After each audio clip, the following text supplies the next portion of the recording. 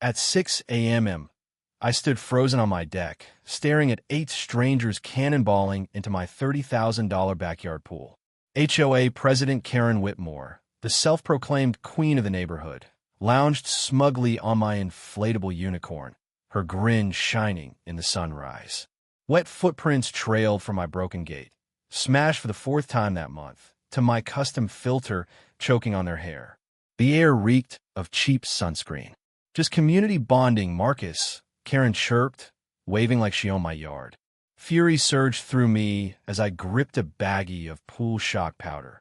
Harmless in small doses, but when mixed right, it turned their swim into a glowing neon green nightmare. How did my dream pool become Karen's personal playground? It started 3 months earlier at an HOA meeting that turned my world upside down. One petty rule sparked this war, and I was done playing nice. What would you do if your neighbor stole your backyard? 3 months ago, fresh off a brutal divorce, I bought this house in Pinehurst Estates with my settlement money. Phoenix suburbia stretched on endlessly. 847 homes built between 2019 and 2021, each paying $285 monthly for premium amenities. Through 60-hour weeks as an electrician, one thing kept me sane: my backyard oasis. That saltwater pool cost every penny of my fresh start. Custom LED lighting, imported tiles, a filtration system fit for a resort. It was my sanctuary, proof I'd survived the wreckage of my marriage. The community center reeked of burnt coffee and bureaucracy. Folding chairs faced a plastic table where 5 board members sat like judges at a war crimes trial. Desert heat made everything sticky: my shirt, my patience, my focus on the woman commanding the room. Karen Whitmore, 52, bleached hair and a tight power bun, real estate smile that could sell swampland. She wore authority like overpowering perfume. Her acrylic nails tapped like tiny hammers. "Next item," Karen announced, laser focusing on me. "Unauthorized pool installations and safety violations." My blood chilled. I'd filed every permit, every inspection. She held up photos of my pool, taken from my backyard without permission. LED lighting installed without architectural approval. $1,500 fine. I shot up.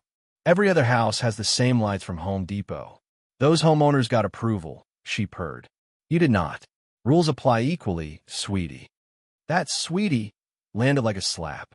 Her husband, Derek, an insurance adjuster, nodded from the back like a loyal guard dog. Their teens looked bored, but Derek glowed with borrowed power. Afterward, I cornered her in the parking lot. "Mrs. Whitmore, I need to understand these lighting rules." She juggled keys. "I'll inspect personally tomorrow. HOA emergency access provisions." Her SUV door slammed on my protests. The next evening, I came home to chaos. Gate twisted off hinges, chemicals half empty, furniture soaked and rearranged, 3 fixtures shattered. A citation waited. Multiple violations, immediate corrections, or escalating penalties. Signed K. Whitmore. That weekend, Karen's extended family invaded like conquerors, 15 people cannonballing, grilling on my deck. When I demanded answers, she floated past on my raft, martini in hand. Just ensuring community standards. Can't evaluate pool safety without testing. Her laugh echoed like breaking glass. That's when it hit. This wasn't about rules. Karen wanted my pool and would weaponize every HOA clause to steal it legally. 3 months of escalating warfare followed. 2 weeks later, escalation hit fast. My doorbell rang at dawn. Officer Martinez stood there, uncomfortable, with Karen lurking behind like a vulture. "Complain about threatening behavior," he said. Karen clutched a tissue. "He threatened my family's safety during my follow-up inspection." I stared. "You mean when you broke in again and I told you to leave?" "See." Aggressive tone. She pointed dramatically. Relatives backed her story. Martinez wrote his report reluctantly. After they left, I remembered my divorce lawyer's advice. Document everything. Arizona's one-party consent meant I could record on my property. I bought professional-grade cameras, night vision, motion detection, cloud storage. Installation took hours, satisfaction building with each online ping. The next day, alerts flooded in. Karen's clan invaded again. Then a well-dressed couple arrived. Karen gave what looked like a property tour, gesturing at my pool features while they took notes and photos. The woman tested the water temperature. Realization hit. She was using my pool to sell houses, claiming shared access to premium aquatic facilities. That evening, I showed her printed screenshots at her door. Using my pool for real estate. That's fraud. Her mask slipped. Potential buyers interested in amenities. I played audio. Residents enjoy shared access. Very exclusive. She paled. Illegal wiretapping. One-party consent. My property. She slammed the door. Her retaliation was precise. A city code enforcement notice arrived. Unpermitted electrical work. Inspection tomorrow. Inspector Rodriguez came with Karen shadowing. She claimed concerns about fire hazards. I produced my binder of permits and certificates. Everything passed NEC standards. Rodriguez turned to her. You're not qualified. Filing false reports wastes resources. As he left, she hissed, this isn't over. I know people. Then Derek showed up for a liability inspection. Wrong carrier. He backed off mumbling. But Karen had filed a real complaint with my insurer, triggering a review. Premiums jumped from $1,800 to $4,000 annually unless I fenced the pool or risk cancellation. She'd weaponized my own insurance against trespassing she enabled. I confided in neighbor Helen Kowalski, 73, retired paralegal. She pored over covenants. Section 4. 3 allowed designating private amenities as community accessible for shared maintenance and reduced liability. If I did it voluntarily, HOA covered insurance and costs.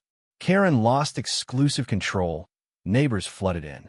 I retained priority scheduling and revocation rights. I filed paperwork. Premiums dropped.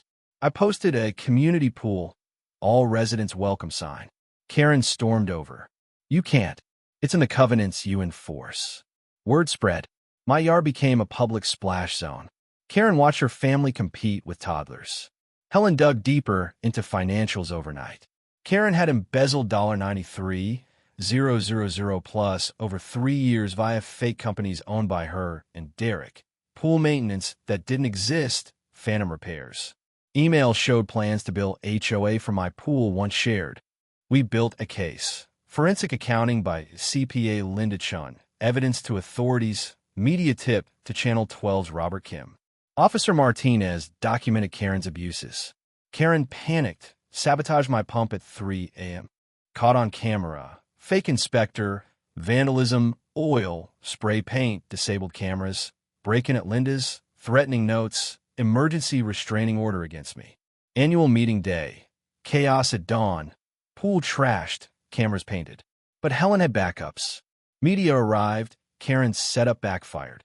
At the meeting, Karen painted me as aggressor. Robert stood. $93,000 unauthorized payments to your companies. Helen held flash drive. I confronted her publicly, dumped shock powder into a water bottle. Neon green for cameras. Officer Martinez arrested her for embezzlement, fraud, false reports. Derek fled, but was caught. 6 months later, restitution funded a real community pool. Karen got 3 years prison plus $127,000 repayment. Derek lost license, faced federal charges. Helen became president. Fees dropped 30%. My restored pool hosts barbecues. The neighborhood healed. Transparency replaced corruption. Sometimes the best revenge isn't chaos in the water. It's building something better from the ruins. Drop your worst HOA nightmare below. You're not alone. Subscribe for more justice stories. Next, a parking scam that'll boil your blood.